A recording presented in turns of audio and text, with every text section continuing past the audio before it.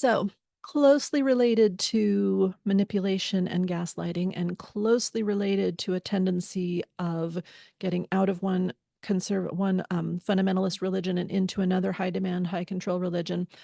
Closely related to those things is I think we're really prone to a very specialized form of groupthink. And I've never seen anybody else talk about this. Maybe somebody else has looked at it in detail, but I have found it to be the case for myself and for many of my clients. And I'll try to describe it for you. We absolutely cannot fathom why all humans are not working together for good in the world. And sometimes we see good where we should be seeing harm. I think that if we grew up living in a really tight-knit community that was all organized around the idea of doing good and doing what's right, and we're all in this together, and we all take care of each other, it makes us really susceptible to religions and cults and other abusive groups. Not that all religions are abusive, but we go looking for a lot of that same stuff because that's just so normal to us. In the same way that people who have a history of being in abusive romantic and sexual relationships may go looking for other abusive relationships and may even express boredom if they find themselves in a healthy relationship. We are really used to big, dramatic, all consuming communities, and anything less can seem like not enough. Um, and it can lead us to it can be closely associated with being blind to harm or even abuse, not just in close relationships, but in group dynamics. We can still wind up wanting to follow the group or create a group. We're very and this is like everything else I'm going to talk to you about, they're two sides of the same coin. This is a thorny trait within our thought processes, and it's associated with a great strength because a lot of us are really good at forming community. Not everybody, but a lot of us are really good at that. Um, it's just that, like with anything else in life, sometimes when things are stressful, we can fall back into old patterns and we just start looking for community, trying to build community, trusting communities that maybe we shouldn't trust, which I've done plenty of times in my life. It's a fairly common thing. I could easily have ended up in a cult myself, and it was because of this kind of groupthink that I was engaging in.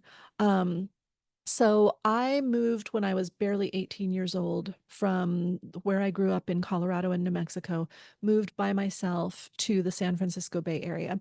And I can remember standing in San Francisco as an 18-year-old, bangs, hair down to my waist, probably looking very out of place, probably looking like a very small town young girl. And some really nice young adults came up and started chatting me up. I was standing at a BART station or something like that. Um, some young people came up and started talking with me and invited me to an international gathering of young people or something like that to have a potluck. And I don't remember exactly how they put it, but they gave me a little card. They said they wanted to talk about making the world a better place or helping poor people or something like that. And I was all in, like, why would I not do this? This is fantastic. It's not religious, but it's people from all over the world wanting to unite the world and do good. I was completely sold on this idea after talking for 5 minutes. Um, and later that day, I'm sitting probably at Blondie's Pizza near the downtown cable car turnaround. And some long haired hippie guy comes in, walking along, and sees that little card on the table, the card that they had given me. And he says, "Can I sit down and talk to you?" He says, "You don't know who these people are. These people are the Moonies. Stay away from them. Do not go to the potluck. Do not go to this thing. They'll be really, really nice to you and they'll get you involved. And before you know it, you're living on a commune somewhere in Marin and you don't have a car and you can't get back to your family. Just do not do this. Don't go to the potluck." Every time I tell this story, if if you know the movie Oh Brother, Where Art Thou, you'll know what I'm talking about. I hear Pete from Oh Brother, Where Art Thou saying, "Do not seek the treasure. Do not seek the treasure." Anyway, That probably seemed really weird, but if you know the movie, you'll know what I'm talking about. That's what I think about when I think about this guy warning me not to go. But I was all in. It was like, we're going to unite the world and do good. Of course, I want to do this. I can't imagine why other people would not want to do this. Um, that inability to understand why the world is not uniting to do good, I think, is a common trait for those of us who grew up in a really all encompassing religion. And what can we do about it? The strength that goes along with it is, like I said, a lot of us are really good at building community. Not all, some of us kind of got a different flavor of it, or we were in a different place within the religious community. And some of us were not taught to do that, or we're afraid to do it now. But many of us are very good at it, and I'm really grateful for it. Um, and what can we do to keep from going down that path? I think that with most things, it's just an awareness. I keep pointing this out to clients like, I think you're doing the group think again. Do you want to think this through? Can you really trust these people?